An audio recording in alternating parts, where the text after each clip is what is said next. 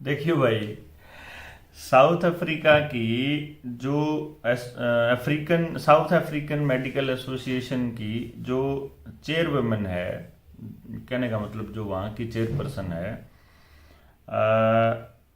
वो कहती है कि omicron virus variant is causing mild disease and no prominent symptoms.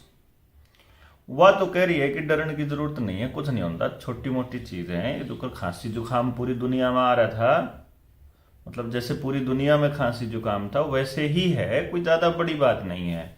लेकिन मारे आड़े हमारे देश का जो मीडिया है वो खतरनाक वायरस, और अब नया म्यूटेंट, एक ये नाम दिया इसका वेरिएंट का B.1.1.529 529, बोत्सवाना वेरिएंट इसका नाम दिया। गोटांग साउथ अफ्रीका में जो सबसे ज्यादा आबादी वाला राज्य है, वहाँ इसका प्रभाव देखने को मिला। और साउथ अफ्रीका के अंदर फूड क्राइसिस अभी चल रहा है, और ये आगरा का मतलब वो है साइड इफेक्ट। आगरा एक एसोसिएशन है जो ग्रीन रेवोल्यूशन के लिए इन अफ्रीका, ये एक उसकी अपने बिल गेट साहब ने चालू की थी, और ये कह के कि आपकी भूखमरी खत्म कर देंगे, लेकिन वहाँ की भूखमरी 1.5 गुना हो गई है। तो अभी अफ्रीका को टेस्टिंग के तौर पे इस्तेमाल किया जा रहा है, वहाँ के लोगों को गिनी पिग और लैब रैट बना करके वहाँ टेस्टिंग की जा रही है कि मैक्सिमम टेस्टिंग करके और पूरी दुनिया के अंदर किस तरह से जहर फैलाया जाए, और पूरी दुनिया के अंदर अपने इस पूरे षड्यंत्र को किस तरह से किया जाए। तो इस पे करते हैं चर्चा और डिटेल में बात करते हैं। सभी दोस्तों को हाथ जोड़कर मेरी नमस्ते। आज आपको बता दें कि कुछ लोगों की कॉल्स आई हैं हमारे पास, और उनके जो कंसर्न है वो ये हैं कि अभी जस्ट मैं फ़ोन करके हटा हूँ, मतलब बात करके हटा हूँ कि मैंने दूसरी डोज लगवा ली, और तब से मेरा शरीर जो है वो जवाब दे गया, और उठने का भी मन नहीं कर रहा, बल्कि उठा भी नहीं जा रहा।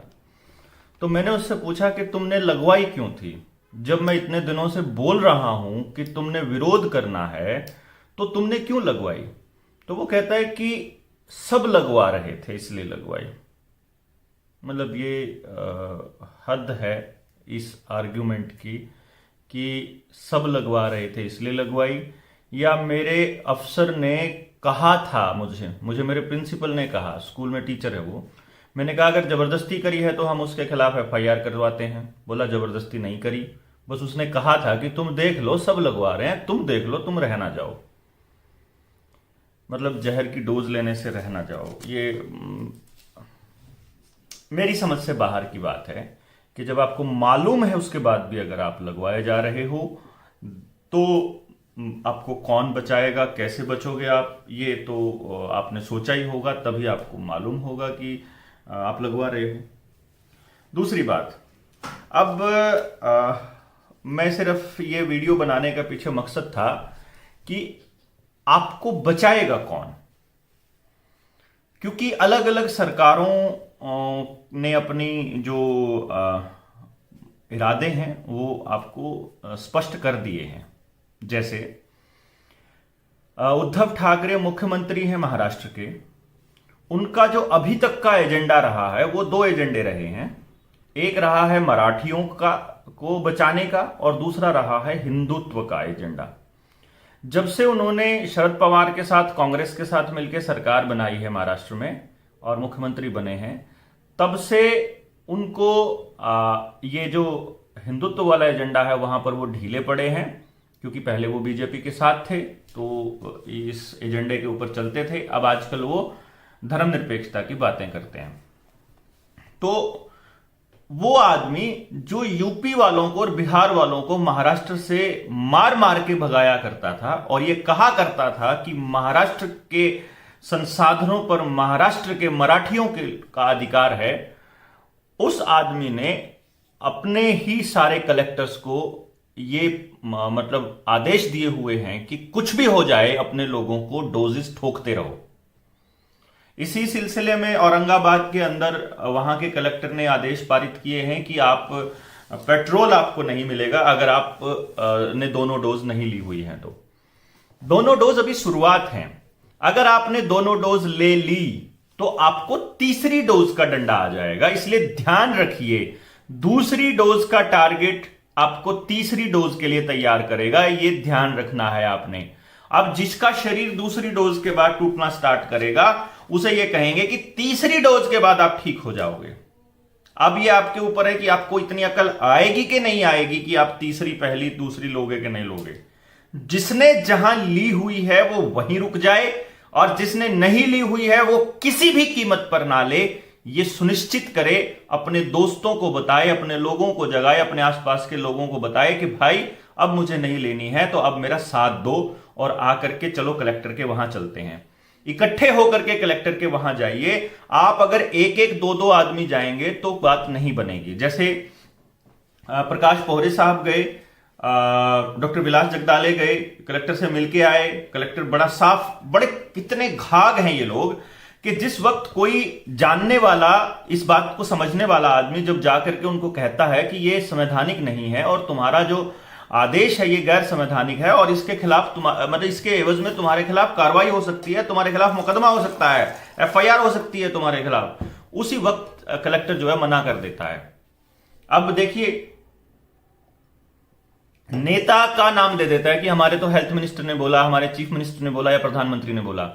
प्रधानमंत्री आपको लिखकर नहीं देगा, वो आपको एक वीडियो कॉन्फ्रेंस में बोल देगा। सिर्फ आपने अगर लिख के दिया है तो मुकदमा आपके खिलाफ होगा। ये सारे कलेक्टर्स को पता होना चाहिए और ये पता भी होगा उनको जरूर, क्योंकि सरकार उनके पक्ष में है और क्योंकि वो सरकार का एजेंडा चला रहे हैं या उन एल्यूमिनिटीज का एजेंडा चला रहे हैं या न्यू वर्ल्ड ऑर्डर का एजेंडा को आगे प्रमोट कर रहे हैं, तो इसीलिए सरकार उनके साथ खड़ी है, तो वो इसलिए नहीं डर रहे हैं। लेकिन पब्लिक खिलाफ अगर खड़ा हो जाएगी तो और डरेंगे।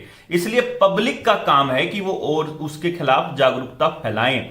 जिसको इस एजेंडे का पता है और वो घर पे बैठा है या वो चुपचाप बैठा है, उसको अगर वो बोल नहीं रहा है तो इसका मतलब वो भी सरकार के एजेंडे को प्रमोट कर रहा है। इसलिए बोलिए अगर आपको मालूम है तो। ये मैं आपको महाराष्ट्र की बात बता रहा था कि आपको पेट्रोल डीजल वाला जो फरमान जारी किया है ये आपको देर सवेर वापस लेना ही पड़ेगा। भारत में ये नहीं चलेगा। भारत के लोग अभी तक इस ऑनलाइन सिस्टम के साथ इतनी बुरी तरह से नहीं जुड़े हैं।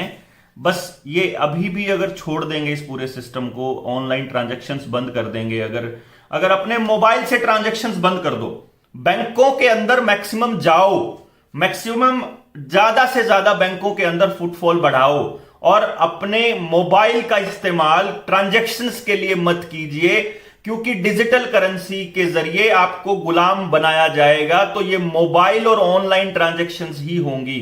इसीलिए अपना लेन देन आपस में स्टार्ट कर दीजिए। ईमानदार लोगों की पहचान कीजिए जो किसी के पैसे नहीं मारते और उसके बाद उनके साथ डीलिंग स्टार्ट कीजिए जो जबान पे भी काम कर सकते हो। ऐसे लोग अगर आपके पास नहीं है, अगर समाज में ऐसे लोग नहीं हैं, तो ये हमारा दुर्भाग्य है, समाज का दुर्भाग्य है। फिर हम गुलाम होने के लिए अभिशप्त हैं और इसमें कोई दिक्कत नहीं। तो ये मैं आपको बता दूं, ये था महाराष्ट्र का खेल। अब हम आते हैं नागपुर के अंदर, महाराष्ट्र में ही। नागपुर में सरकारी कर्मचारियों की सैलरी रोक दी गई, प्राइवेट कर्मचारियों की भी सैलरी रोक दी गई। कल मेरे पास एक और दोस्त का फोन आया था घरौंडा से। उसने मुझे बताया कि मेरी सैलरी भी रोक दी गई है, मैं रिलायंस में काम करता हूं। तो ऑब्वियसली रिलायंस तो इस पूरे खेल के अंदर शामिल ही है, तो रिलायंस तो रोक देगा और रिलायंस का तो कुछ बिगड़ेगा भी नहीं। लेकिन फिर भी मैंने यही कहा है कि भाई लीगल वे अपनाइए। ज्यादा से ज्यादा केसेस होंगे तो आपको मतलब जितने ज्यादा कोर्ट में केस जाएंगे उतने ही दबाव बनेगा, तो आपको अपने वकीलों के माध्यम से कोर्ट में केस करना शुरू करना पड़ेगा। किए हुए काम की सैलरी को कोई दुनिया की ताकत नहीं रोक सकती। इसलिए आपको लीगल तरीके से आपको अपनी फाइट करते ही रहना पड़ेगा। यह ध्यान रखिएगा। अगर आपको सैलरी नहीं मिल रही है कोई दिक्कत नहीं है, सैलरी मत लीजिए उस महीने की, काम करते रहिए। आपको काम भी नहीं करने दे रहे हैं तो भी आप कोर्ट का दरवाजा खटखटा सकते हैं, उसके खिलाफ कंप्लेंट कर सकते हैं। डरिए मत कि आपके खिलाफ कंप्लेंट कर देंगे तो क्या होगा, हमारे खिलाफ आ जाएंगे। आपके खिलाफ वैसे भी हैं वो, जैसे जिस टीचर से मेरी थोड़ी देर पहले बात हो रही थी, मेरा दोस्त है, उसने मुझे बताया कि मैंने कहा कि आप कंप्लेंट कर दो ना प्रिंसिपल के खिलाफ कि उसने जबरदस्ती करी। उसने कहा कि जबरदस्ती नहीं करी। तो मैंने कहा किसी और ने जबरदस्ती करी हो तो उसके खिलाफ कर दो कि यार क्या कंप्लेंट करना है, वो वैसे ही खिलाफ हो जाएंगे। जिंदगी के खिलाफ आपको मंजूरी है और आप उनकी खिलाफत को सहन नहीं कर पा रहे हैं, ये भी एक सवाल बड़ा है। मुझे समझना चाहिए कि आपको भी समझना चाहिए कि इसके खिलाफ आपको बोलना होगा। फिर नेक्स्ट जो आपको खबर दे देता हूं, हिसार की खबर है कि घर घर जाकर के वो लोग टीका लगा रहे हैं। तो हिसार वालों जागृत हो जाइए, डाटा मसूदपुर से सबक लीजिए। वहां पर हार्ट अटैक के केसेस सबसे कम है, क्योंकि वहां पर जिस एरिया में सबसे कम डोजेज लगे हैं उसी एरिया में सबसे कम बीमारियां हैं। ये कम से कम इस आंकड़े को तो गौर फरमाइए, कम से कम इस चीज की तरफ तो गौर कीजिए और अपने बच्चों को आने वाले वक्त में बचाइए। अब एक नई कहानी बता रहा हूं मैं आपको इसके राजस्थान के। देखिए मराठी वहां महाराष्ट्र के अंदर शिवसेना की सरकार है, हरियाणा के अंदर भाजपा की सरकार है। अब हम चले जाते हैं राजस्थान में। राजस्थान का हेल्थ मिनिस्टर, वहां कांग्रेस की सरकार है। तो आपको ये समझ में आना चाहिए आपको पूरा का पूरा खेल कि राजस्थान के जो हेल्थ मिनिस्टर हैं प्रसादी लाल मीणा, उन्होंने कहा है हम राजस्थान में इसको अनिवार्य कर देंगे, पाबंदियां जारी रखेंगे, चाहे उनको कोई भी योजना से जोड़ दें।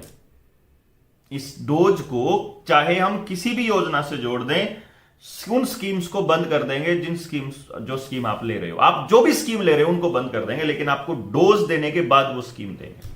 समझिए आपको डोज देने के लिए वो उस स्कीम से जोड़ेंगे। यानी कि ये जो घर घर जाकर के आंकड़े इकट्ठे कर रहे हैं, फिर ये चेक करेंगे कि ये आदमी सरकार से क्या बेनिफिट ले रहा है, और फिर ये उस बेनिफिट को इस डोज के साथ कनेक्ट करेंगे और आपको कहेंगे कि आपको ये चाहिए तो ये करो।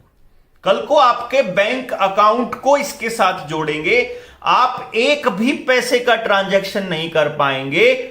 तो आप क्या करोगे? अगर ये करेंसी खत्म कर देंगे, रुपया पैसा खत्म करके इसको डिजिटल फॉर्म में ही ले आएंगे और कहेंगे कि आपने पूरी डोज लगा रखी होंगी। पूरी डोज 2 नहीं है, ये ध्यान रखिए, 10 भी हो सकती है, 8 भी हो सकती है, 15 भी हो सकती है। ये जिंदगी भर भी आपको लेती रहने पड़ सकती हैं। इसलिए ये गौर करने की बात है कि आप ये चाहिए। और प्रसादी लाल मीणा जी ने बोला, मतलब ये लाइन मैं उनकी बात बता रहा हूं, पूरा देश चिंतित है कि इस, आगे वर्ड यूज किया उसने उस फर्जी महामारी का, इससे मृत्यु नहीं होनी चाहिए। ये जनहित में है, ये देश हित में है। देश हित में स्कूल बनाना होता है, कॉलेजेस बनाना होता है, सरकारी उपक्रम बना के वहां पर रोजगार देना होता है, कोई आदमी इलाज से ना मरे ये गौर करना होता है, किसी आदमी के लोकतांत्रिक अधिकारों का हनन ना हो ये होता है देश हित में, पुलिस ज्यादती ना करे ये होता है देश के अंदर, लोकतंत्र के अंदर लोगों की भावना किस तरफ है उसका ध्यान रखा जाए ये होता है देश के अंदर। इस गधे को समझाओ कोई कि देश हित में जबरदस्ती करना नहीं होता है। एक ऐसी बीमारी जिसको WHO बोल चुका है कि 1000 में से 1 आदमी को किसी को दिक्कत हो सकती है, उस बीमारी के लिए किसी डोज की जबरदस्ती करना ये देश हित में नहीं, ये इस मेडिकल फार्मा लॉबी और इस माफिया के हित में है, आपके हित में। हमें पता है आपको तीसरी डोज की पेमेंट देनी है, हमें पता है जो इलेक्शंस के अंदर आपको पेमेंट देनी है, जो 3 राज्यों में इलेक्शन, 3-4 राज्यों में इलेक्शंस हो रहे हैं, इन इलेक्शंस की पेमेंट आपको मिलेगी उन फार्मा कंपनियों से। हमें मालूम है आप ये खेल जो रच रहे हो। तो आपको मैं एक चीज बताऊं कि अभी आज तक की ही एक खबरों के अंदर, क्योंकि आपको ये खबरें रेगुलर देखने को मिलेंगी, तो आपको इन खबरों का विश्लेषण करना आना जरूरी है ताकि आपको पता लगे। पिछले 5 दिनों में केसेस के अंदर, ये वर्ड बीच में नहीं बोल रहा, किसके केस, फर्जी महामारी के केसेस के अंदर 24% का इजाफा नोटिस किया गया है।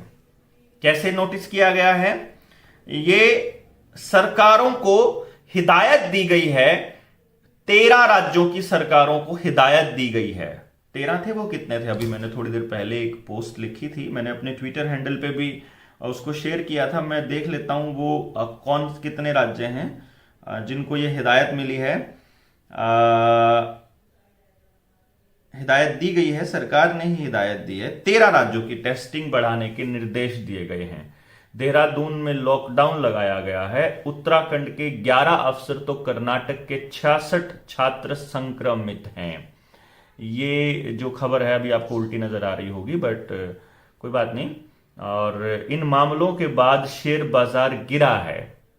लोगों ने शेयर बाजार में इन्वेस्टमेंट की तो उनको वहां भी नुकसान, और यहां पर आपके दिमाग का भी कंट्रोल करने के लिए आपका भी नुकसान।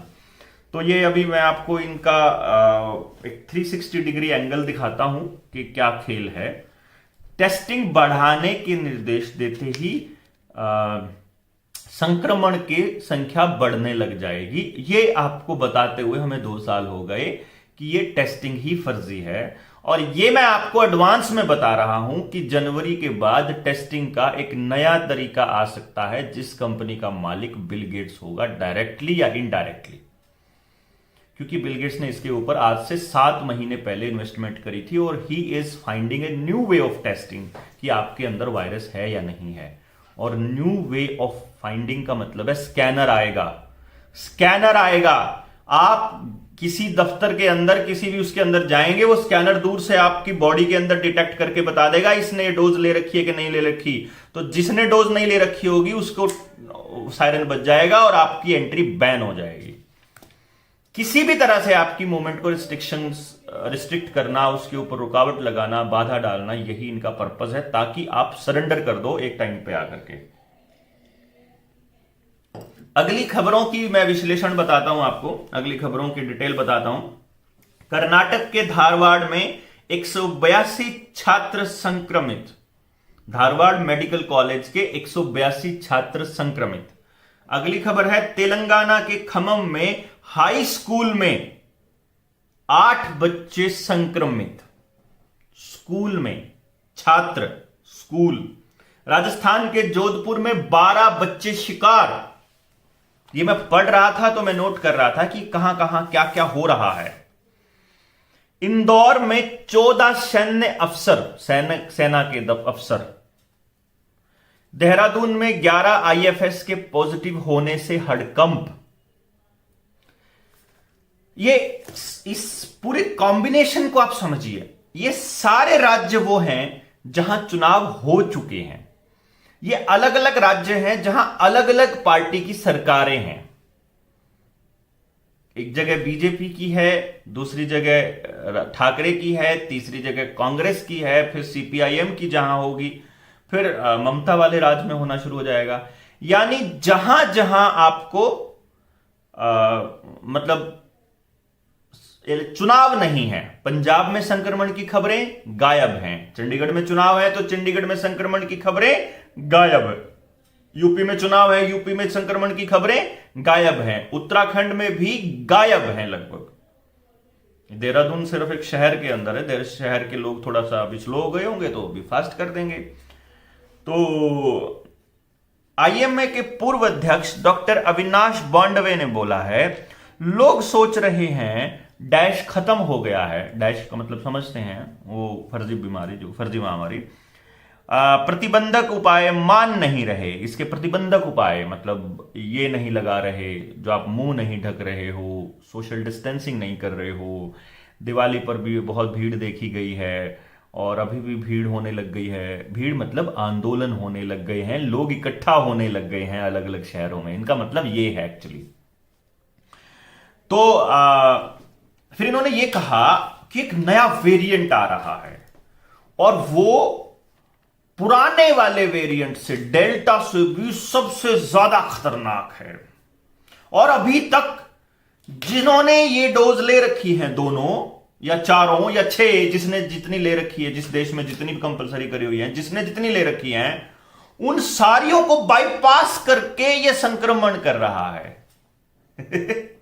यानी कि इनडायरेक्टली ये बताने की कोशिश कर रहे हैं, आपने ना ले रखी हो या ले रखी हो या कुछ भी ना हो या 6 ले रखी हो, आपके ऊपर कोई असर नहीं हुआ है।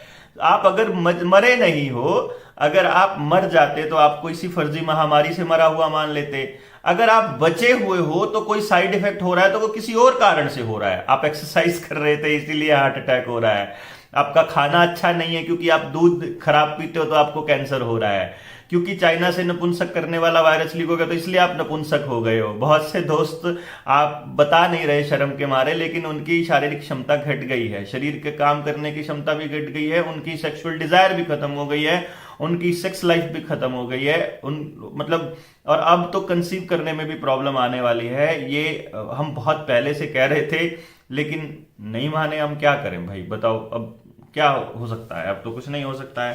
तो ये जो मान नहीं रहे थे, तो अब ये इनडायरेक्टली क्या कह रहे हैं कि एक नया वेरिएंट है और वो अभी हमारे टेस्ट के अंदर नहीं आ रहा है, मतलब उन्होंने टेस्ट जो बना रखा है उसमें ये टेस्ट में ये वेरिएंट नहीं आ रहा है, एक नया वेरिएंट है और वो इतना खतरनाक है कि जितने भी ये आपने चाहे ले भी रखी हो तो भी ये आपको मार सकता है।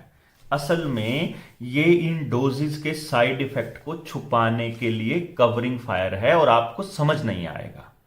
आप क्योंकि टीवी के आगे बैठे रहते हैं और ये पूरे एनिमेशन के साथ, अब मैं तो सिर्फ बात बता रहा हूं, अब मुझे तो 1 मिनट में कह देगा आपके पास क्या साक्ष्य है, तो भाई आपके पास है आप लीजिए, हमारे पास नहीं है हम आपको बता रहे हैं, हम तो नहीं लेंगे, हम तो अपने परिवार को नहीं लेने देंगे, और जिसने मुझसे पूछा मैं उसको तो नहीं कहूंगा लेने के लिए।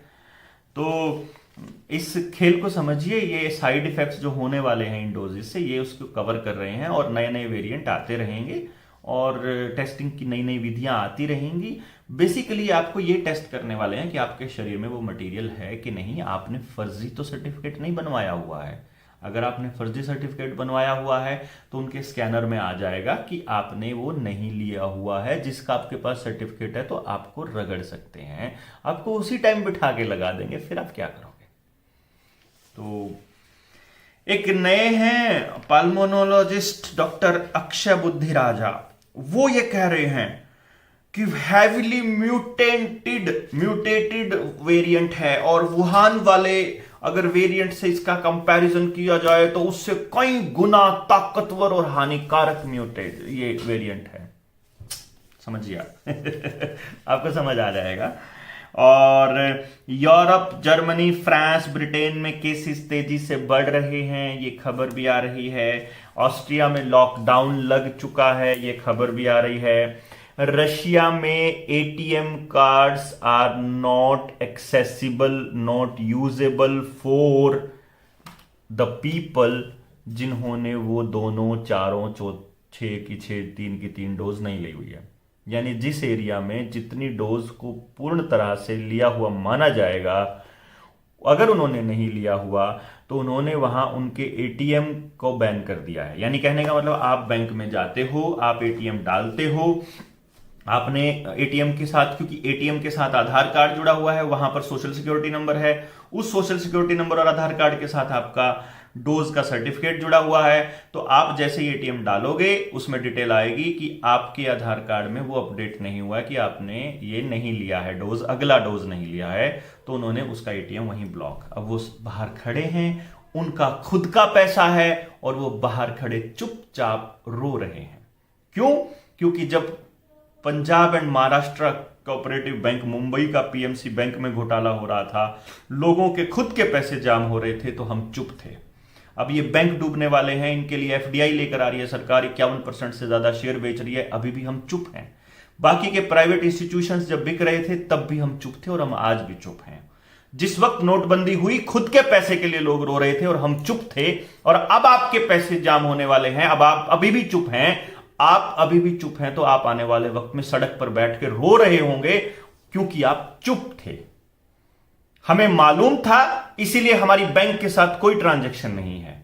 हम समाज में ऐसे तबकों का ग्रुप बना लेंगे जो आपस में एक दूसरे के ऊपर भरोसा करते हो, जो आपस में एक दूसरे के साथ रह सकते हो, जिनमें प्यार, मोहब्बत, विश्वास बचा हो। अगर आप में नहीं बचा है समाज के प्रति, अगर आपकी आत्मा मर चुकी है, तो आप इसी तरह से इन लोगों के जाल में फंसते रहेंगे और ये आपको गुलाम बनाते रहेंगे, और ये लगातार होता रहेगा। ये इस बार नहीं होगा, ये 10 साल बाद फिर होगा, ये 50 साल बाद फिर होगा, ये आपकी अगली संतानों के लिए भी होगा। ये हमसे पहले भी होता आया है। और ये लोग जो इस वक्त सत्ता में बैठे हुए हैं, यही फासिस्ट लोग अवतारवाद को घड़ते हैं। यही फासिस्ट लोगों ने कॉन्सेप्ट खड़ा है भगवान का, यही फासिस्ट लोगों ने लोगों को डराने के लिए इस नए षड्यंत्र को रचा है, और यही लोग कि हम बोल ना पाए ये ऐसे ऐसे खेल रचते हैं, और इसलिए आप लोगों का जागना जरूरी है। अभी थर्ड वेव जो है वो मैं आपको बता रहा हूं कि थर्ड वेव अभी आ रही है, और डिपेंड करता है कि किसानों के साथ इस जो लड़ाई चल रही है, जो ये मतलब धर्म युद्ध चल रहा है, असल धर्म युद्ध जो भी चल रहा है, इस वक्त जो भाजपा के साथ सहयोगी हैं, इस वक्त जो सरकारों में बैठे लोग हैं, इस वक्त जो जागे नहीं हैं, जिन्होंने डोजेस लेके जो लोग सरकारों के गुणगान गा रहे हैं, ये होंगे आने वाले वक्त में गिरती हुई लाशों के जिम्मेदार। 5G आ रहा है, उसका विरोध कितना करते हो, ये जो खबरें दिखाते हैं इनका विश्लेषण करके लोगों को कितना बता पाते हो, आने वाले वक्त में किसी के साथ भी कुछ हो जाता है तो कितना खड़े होते हो, इस पे निर्भर करेगा कि आप कितने अच्छे तरह से सर्वाइव कर पाओगे। बड़ी बात आपको एक और चीज बता देता हूं, कुछ लोग पूछ लेते हैं इसका सोल्यूशन क्या है। इसका एकमात्र सोल्यूशन है आपका जागना। आप अगर जागे हुए होंगे, सरकारों से बर्दाश्त नहीं होता, ये आपके ऊपर षड्यंत्र नहीं रच पाएंगे। दूसरा इसका सोल्यूशन है ईमानदारी के साथ एक दूसरे के साथ रहना। आप एक दूसरे को नीचा दिखाने की बजाय, उससे आगे भागने की बजाय एक को एग्जिस्टेंस का कॉन्सेप्ट डेवलप करके एक दूसरे के साथ रहना शुरू कीजिए। आप सरकारों के ऊपर डिपेंडेंसी को कम कीजिए, सरकारों को प्रेशराइज कीजिए जो आपको चाहिए, और उसके अंदर ये मेंशन कीजिए कि हमें सबके लिए चाहिए। ऐसा नहीं कि ओबीसी वाले अपना अलग से बोरिया बिस्तरा उठा के खड़े हैं, और जाट महासभा अलग खड़ी है, पंडित जी अलग खड़े हैं, हरिजन अलग खड़े, वाल्मीकि अलग खड़े। इस तरह से समाज को बांटना ही तो उनका पर्पज है कि हिंदू अलग खड़े, मुसलमान अलग खड़े, सिख अलग खड़े, ईसाई अलग खड़े, या दूसरे अलग खड़े, हमारा तबका अलग खड़ा, नौकरी वाला, बेरोजगारों वाला, और फिर बैंकों वाला अलग से, रेलवे वाला अलग, डाकखाने वाला अलग। तो सारे कर्मचारी अलग अलग लड़ाई क्यों लड़ें? हम सारे इकट्ठे होकर लड़ाई लड़ सकते हैं, और ये आपको लड़ना चाहिए। और मेरा ये मानना है कि आप इस लड़ाई के अंदर एक दूसरे का साथ दीजिए, और जितना हो सके आसपास के लोगों को जगाते रहिए। जगाने के अलावा और कोई दूसरा रास्ता नहीं है। जिस दिन ये लोग इस लेवल पर आ जाएंगे, उस दिन वो जागे हुए लोग अपने आप सड़कों पर आ जाएंगे। आपको ऐसा लगता है कि लोग जाग नहीं रहे हैं, लेकिन मैं पूरी शिद्दत के साथ और पूरी ईमानदारी के साथ और पूरे विश्वास के साथ कहता हूं, लोग बहुत जाग रहे हैं। बस क्लिक करने की बारी है। पता सबको है, अस्पताल जाने से सारे डरने लगे हैं, डोज लेने से सारे डरने लगे हैं। सिर्फ उनको यह लग रहा है कि हम अकेले हैं। आप उनके पास जाइए, उनको समझाइए आप अकेले नहीं हो, हम साथ हैं। हम साथ होकर के इन ताकतों से लड़ेंगे, 5G का भी विरोध करेंगे, एक दूसरे का साथ भी देंगे। और बच्चों को कॉलेज में जाने के लिए अगर ये जबरदस्ती कर रहे हैं और टीके लगा रहे हैं, और स्कूल में अपने अपने स्कूल में, अपने बच्चों के स्कूल में लिख के दे दीजिए, हमारे बच्चों को हाथ नहीं लगा दोगे वरना हाथ काट देंगे तुम्हारा, अगर जिससे तुमने इनको डोज लगाई। ये बात उन प्रिंसिपल्स को पता होनी चाहिए साफ साफ। आने वाले वक्त में हम एजुकेशन सिस्टम पे भी काम कर लेंगे। मैंने पिछली 3 वीडियोस डाली हुई हैं, और चौथी भी मैं वीडियो डाल दूंगा शाम को, आज या फिर कल डाल दूंगा। आप लोग उन वीडियोस को भी लोगों तक पहुंचाइए। बहुत से लोगों की समस्या है, मेरे पास मैसेज आया कि आपने हरियाणवी में बोला हुआ है, हमें नहीं समझ में आता, तो भी आप उस पर क्लिक करके उसको चलते रहने दीजिए, आधी बात समझ में आएगी। कहीं कहीं बीच में अंग्रेजी भी बोलता हूं, हिंदी भी बोलता हूं, सॉरी, तो प्योर हिंदी में भी बोल दूंगा, अच्छे से हिंदी में बोल के भी मैं डाल दूंगा। और दूसरे पे जो मेरे कुछ सेमिनार्स हैं वो मैं डालता नहीं था, तो वो भी डाल दूंगा। हम एजुकेशन पे भी काम कर लेंगे, हम हेल्थ पे भी कर लेंगे, हम एनवायरनमेंट पे भी कर लेंगे, हम एम्प्लॉयमेंट पे भी कर लेंगे। आप चिंता मत कीजिए, बट कम से कम उन लोगों को जगाइए तो सही। जागे हुए लोग होंगे, हम एक दूसरे के लिए काम कर लेंगे। तो आपका काम है बोलते रहना, जगाते रहना, और अपने स्कूल, अपने बच्चों के स्कूल में जाके जरूर बोल दीजिए कि हमारे बच्चों को हाथ मत लगाना वरना हाथ काट देंगे, अगर तुमने इनको डोज लगाई तो जान से मार देंगे। ये पता होना चाहिए उनको।